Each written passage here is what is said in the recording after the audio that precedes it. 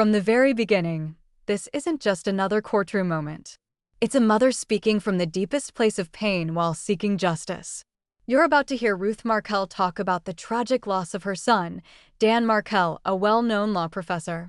Even though she remains calm, you can feel 10 years of sorrow, frustration, and strength behind every word.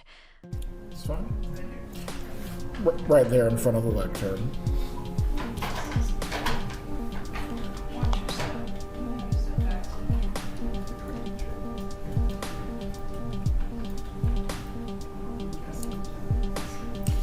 If you please can identify yourself for the record. Yes, my name is Ruth Markel. Sorry? I'm worried you're going to trip. Okay, I already did. My name is Ruth Markel. You may give your impact statement, ma'am. Thank you, Judge Everett. To the Honorable Judge Everett, my name is Ruth Markel. I am the mother of the late Dan Markel. I stand before you today to express the profound sadness and grief that Dan's family and I have endured since his tragic murder. We have lost a treasure. My son Dan's life was cut tragically short at 41 years old. For 11 years, we have been forced to a life filled with unimaginable pain and heartbreak. Dan's father Phil and his sister Shelley share in this unending sorrow. Watch how she describes Dan, not just through his work, but through his role in their family. This isn't about legal arguments anymore. It's about people, love, and loss. Imagine standing in front of someone connected to the tragedy that took your child and still speaking with such dignity. Dan was a devoted father, brother, and son. Dan's life was marked by his devotion to family, education, and community. He was a loving, caring, and inspiring person. His academic journey included studying politics and philosophy at Harvard University, earning a master's degree later in political theory from the Hebrew University of Jerusalem and Emmanuel College in Cambridge, and later going back to Harvard to get a law degree. Dan was a prolific scholar and did start, co-founded the influential Prof's blog. His energy, drive, and sociability greatly enriched the FSU College of Law. Dan's life was filled with passion, music, dance, sports, travel, and people. But of all my son's accomplishments, however, I am most proud of the devoted father Danny was to his two sons, Benjamin and Lincoln. Dan was present, loving, and supportive, always putting his children's well-being first. He regularly attended the boys' daycares, reading with them. His office was filled with their drawings, and his home, his living room, filled with their toys. Dan was the boys' hero, and they have been forced to grow up without a father. Dan's murder has shattered our family and caused deep, permanent pain. This was a particularly senseless crime, and the murder was particularly insensible. It was not revenge. Dan was a law-abiding and respectful citizen, an active father, and a living son. His life was devoted to teaching and helping others.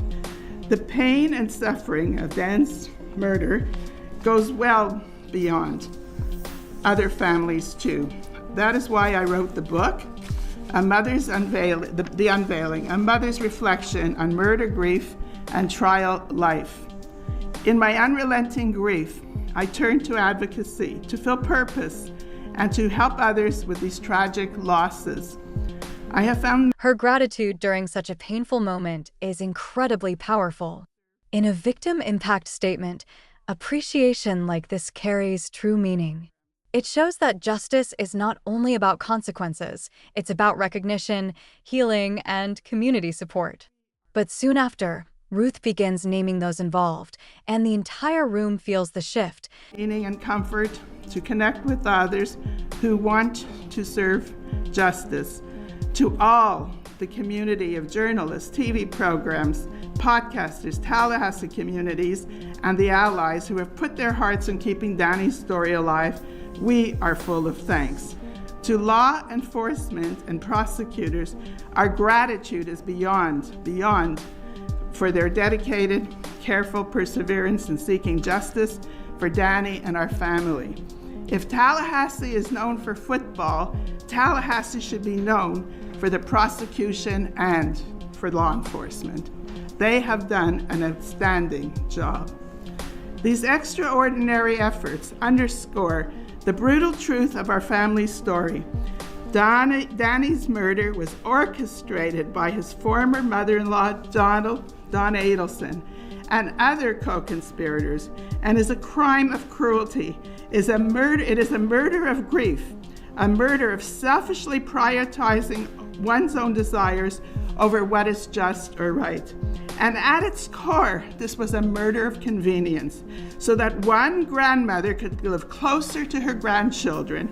She killed their father and ripped the children from the other grandparents' lives. Donna Adelson's crimes against Dan began long before his murder.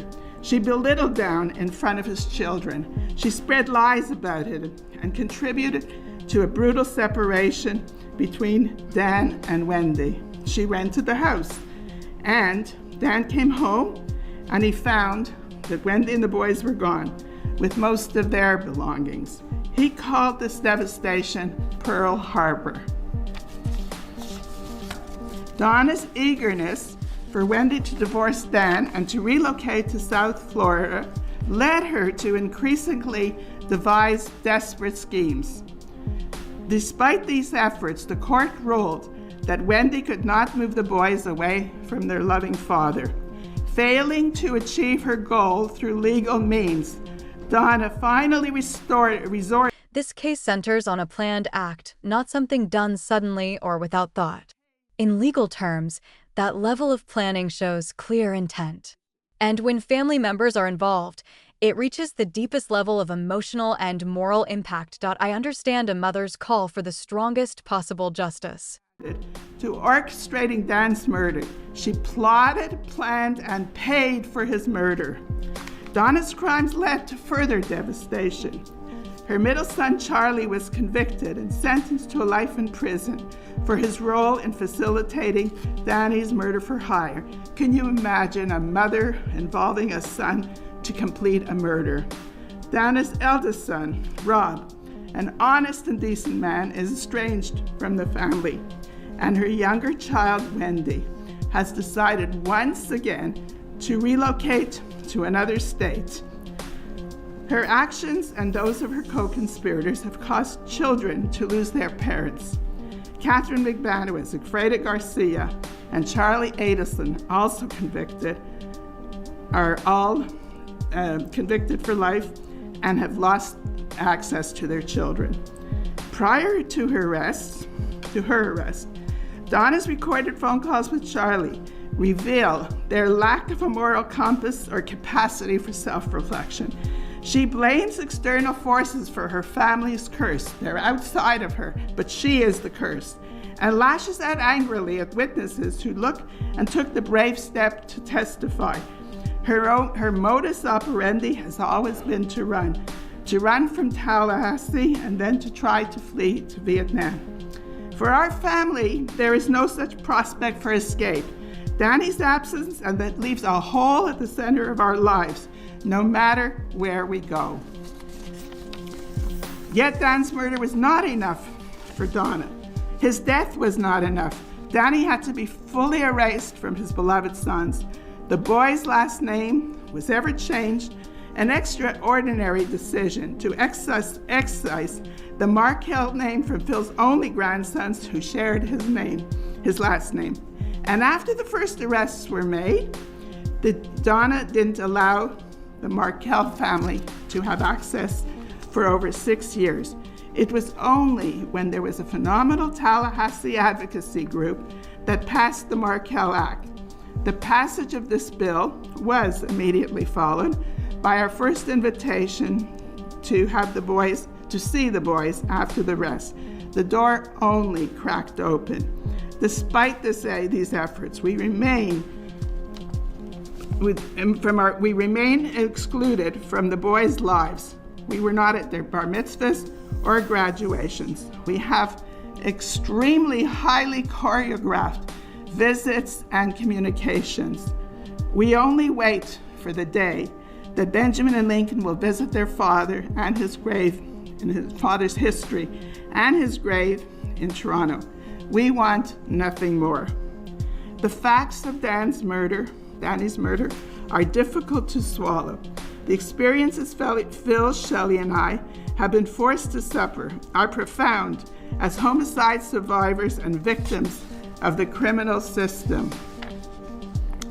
The lives of Danny's two sons, our grandchildren, were forever turned upside down by this crime. Benjamin and Lincoln were only preschoolers when their father was murdered, and now they are forced to confront and try to understand the unthinkable crimes of murder and the Adelsons' involvement. Our lives will never return to normal. For those who loved Danny and for those who Danny loved, there is no escape from the wicked effects of what Donna Adelson set in motion, carried out, and paid for, and for many years enjoyed the aftermath of.